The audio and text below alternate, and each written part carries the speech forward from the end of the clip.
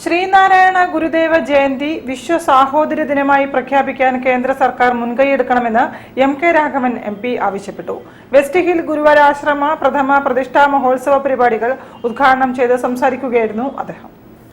ശ്രീനാരായണ ഗുരുദേവ ജയന്തി വിശ്വ സാഹോദര്യ ദിനമായി ആചരിക്കുവാനുള്ള പ്രഖ്യാപനം യാഥാർത്ഥ്യമാക്കാൻ ഐക്യരാഷ്ട്രസഭയെ കൊണ്ട് അംഗീകരിപ്പിക്കുവാൻ കേന്ദ്ര സർക്കാർ മുൻകൈയെടുക്കണമെന്ന് കോഴിക്കോട് എം.പി. എം.കെ. രാഘവൻ പറഞ്ഞു. വെസ്റ്റ് ഹിൽ അത്താണിക്കൽ ശ്രീനാരായണ ഗുരുവരാശ്രമ പ്രഥമ പ്രതിഷ്ഠാ മഹോത്സവത്തോടനുബന്ധിച്ച് തീർത്ഥാടന സമ്മേളനത്തിന്റെ ഉദ്ഘാടനം നിർവഹിച്ച് സംസാരിക്കുകയായിരുന്നു അദ്ദേഹം. ആശ്രമത്തിന്റെ പ്രതിഷ്ഠാ വാർഷിക ചടങ്ങ് വിവിധങ്ങളായ പരിപാടികളോടുകൂടി നടത്തണം എന്ന യൂണിയൻ സെക്രട്ടറിയുടെ അഭ്യർത്ഥന അത് കുറെ കൂടി മാറ്റുകൂട്ടുന്ന രീതിയിലുള്ള ചടങ്ങിനെ സംബന്ധിച്ച് വളരെ ഗൗരവമായി ചിന്തിക്കണം എന്നാണ് ആമുഖമായി സൂചിപ്പിക്കാറുള്ളത്. Mathrubhumi managing editor PV. Chandran തീർത്ഥാടന സന്ദേശം നൽകി.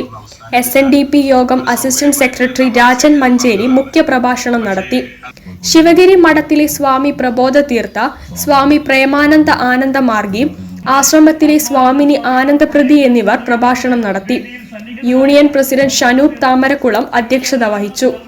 Union secretary Sudheesh Keshavapuri, union ഭാരവാഹികളായ K. Binu Kumar, Rajeev Kuzhippally, M. Rajan, Shalini Baburaj, Suja Nithyanandan, Shameena Santhosh, Leela Vimaleshan, PK. Bharathan, V. Surendran, Shaji കൊയിലോത്തും, ചന്ദ്രൻ പാലത്ത്, കെ. മോഹൻദാസ് എന്നിവർ പ്രസംഗിച്ചു.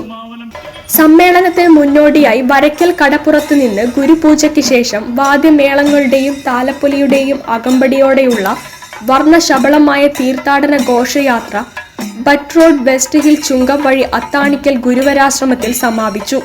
ഉദ്ഘാടന സമ്മേളനത്തിന് ശേഷം ചിലങ്ക നൃത്ത സംഘത്തിന്റെ ആഭിമുഖ്യത്തിലുള്ള വിവിധ കലാപരിപാടികളും നൃത്യങ്ങളും അരങ്ങേറി. പരിപാടികൾക്ക് ശിവഗിരി മഠം വൈദികാചാര്യൻ ശിവനാരായണ തീർത്ഥസ്വാമികൾ, ശിവഗിരി മഠം ഗുരുധർമ്മ പ്രചരണ സഭ കേന്ദ്ര സമിതി സെക്രട്ടറി അസംഗാനന്ദ ഗിരിസ്വാമി, ദിവ്യാനന്ദ ഗിരിസ്വാമി എന്നിവർ നേതൃത്വം നൽകും. News bureau, Kozhikode.